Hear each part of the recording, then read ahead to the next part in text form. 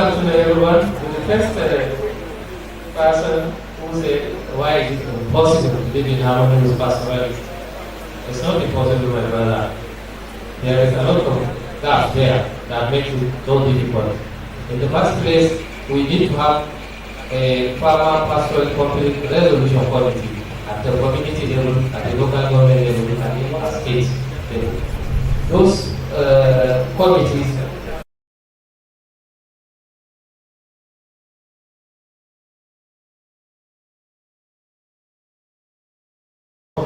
overnight.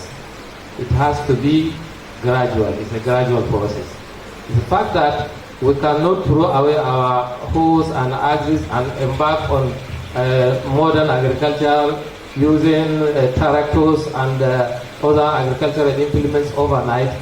The same way we cannot throw away pastoralism, nomadic transhumance, all of them, we have to do them gradually. We are all living witnesses. Development has taken place. In 1960, when we had the independence, the population was about 56 million and it's now over 200 billion. Just consider the population growth alone. Talk less of the industrialization and what have you.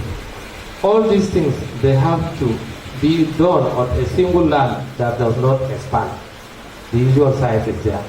So it is our duty, the farmers, the pastoralists, the community leaders, or all of us, to make sure that we talk, and stay together and wind out our issues and ensure that we deal with them in the way that we move forward, not backward. We cannot say that we are going to stay, we cannot say that the way we live in 1960s, it is going to be the same way we live in 2025. It has to be different. So the fact that everything goes with development and modernization, we pastoralists are ready to move towards the modern way of livestock production. As the minister and the governor have said, but all of us have to agree with each other. A lot of these challenges you see in the country, they are manufactured by some individuals to achieve their own selfish ends. In 1965, we have grazing reserve laws which established 415 or 17 grazing reserves. We have many forest reserves. We have many game reserves in the country. Despite the fact of all this, we also have vast land for agriculture. In Benue State here, it is on record that we have 10 state grazing reserves. I don't know whether they are existing now or they are not.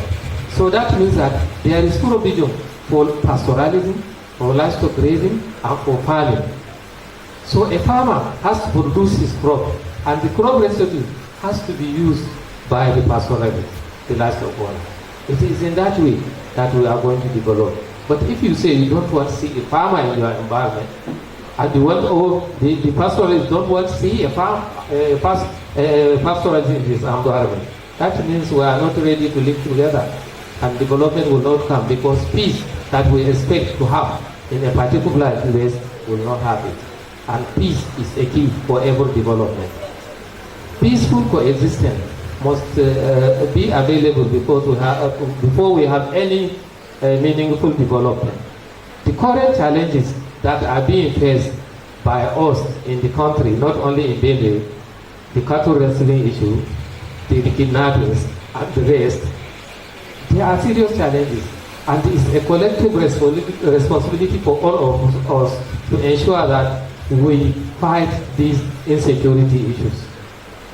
Yes, those that are in the cattle wrestling, those are in kidnapping and rest aspect of the kidnapping, try and get them. Because if you didn't get them, they are part of us. Some of us are people, but we still suffer. We are also affected by all these criminalities. Consider the number of animals being arrested. Consider the number of animals being sold daily to get our people back from to pay ransom for the compensation. How many people lost their lives?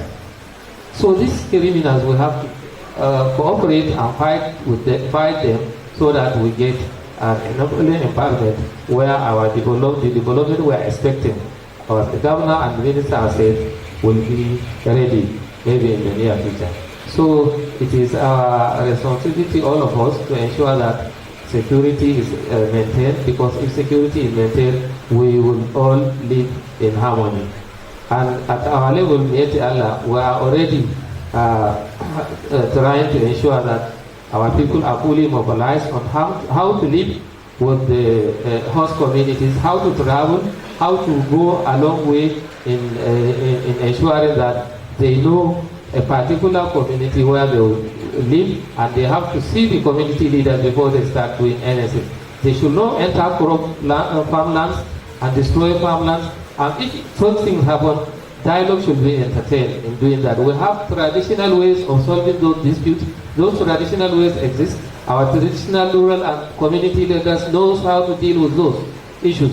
So we should embark on those traditional ways of solving the issues before we go into litigation. So ladies and gentlemen, I hope with the creation of the Federal Ministry of Livestock and this summit we are seeing for the first time, because we are very happy. That's why we come all the way from Abuja to represent our people at this summit, because we are sure that the governor and people of Benue State are willing to embrace peace, and they are also willing to live in peace and harmony with our pastoralists wherever they be. So with time, we are going to ensure that all pastoralists, cattle owners, are registered. They have their identity. If possible, they must have an international transhuman certificate which will give them the identity, show where they come from, where they are going, and the breed of the animals, the vaccination status, and all the information they require. They must have national identity cards so that we know where they are. Those that don't have, we know they are criminals. So we are going to join hands and deal with them. Thank you very much for now.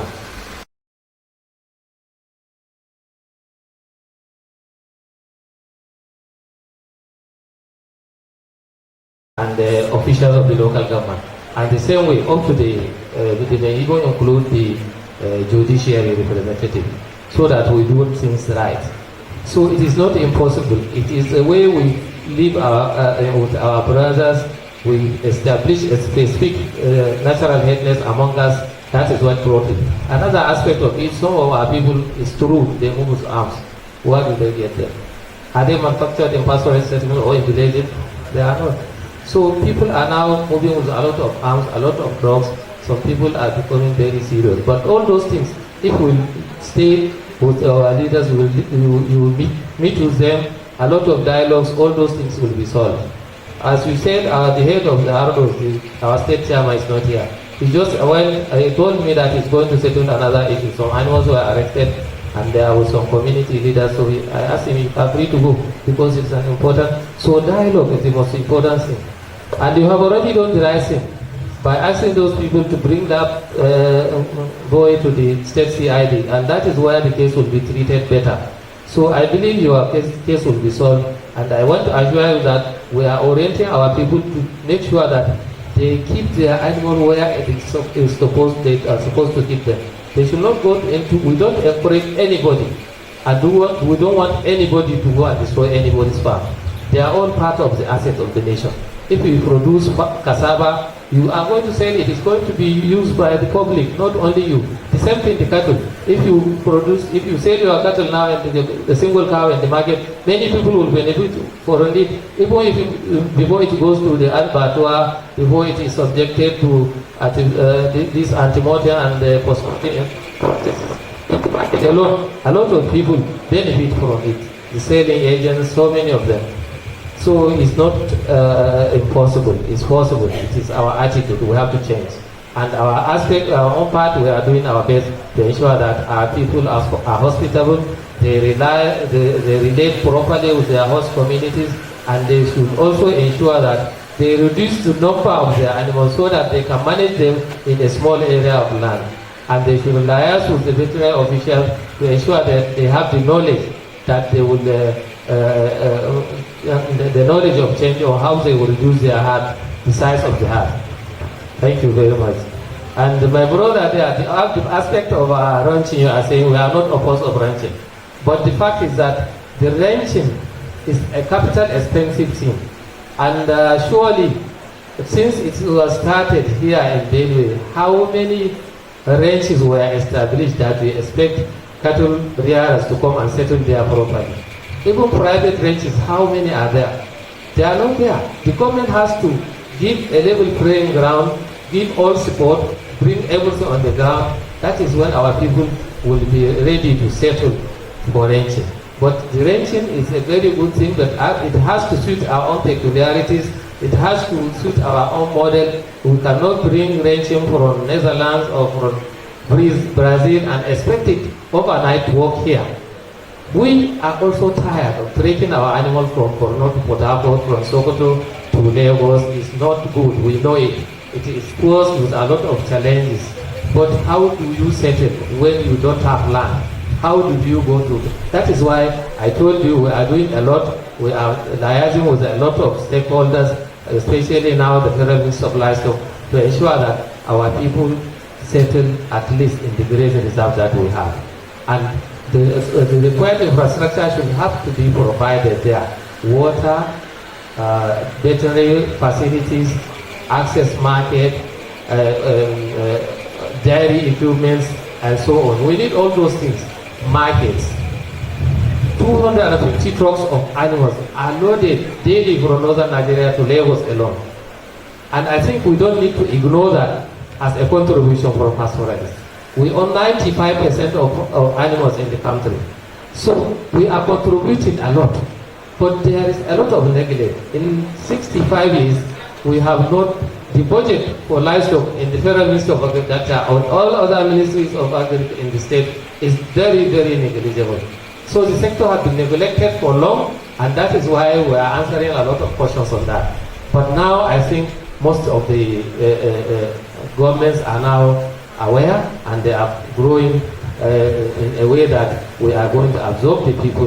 They are no longer going to be neglected. We educate them, we absorb them, we live together with them so that progress will be made. Thank you very much. Thank you very much. As you have listened to, the Benue people speak very dispassionately, and for some, they are speaking and they are seeing the brothers and sisters, the wives, the fathers, the mothers, who they cannot go back to their warm embrace. The message is loud and clear. There's a lot of provocation. How can we stop this? Good afternoon once again. In the first place, I want to assure you that there is progress. This government, we have confidence on the government, and the policies established in are also good for us. And we are happy to hear that there are 4 demonstration centers, over 4 ranches on the ground in Benue State. So I want to categorically make it clear to you, the Benue people and the government, that we are going to cooperate with the government and people of Benue to ensure that we have stopped all this cattle destruction of farms, all these killings, all this misunderstanding among us. We are ready to dialogue with the government and community leaders, the Farmers Association, to ensure that the past has been the past, and we are going to establish a new Benue, inshallah. Thank you very much. Thank you very much.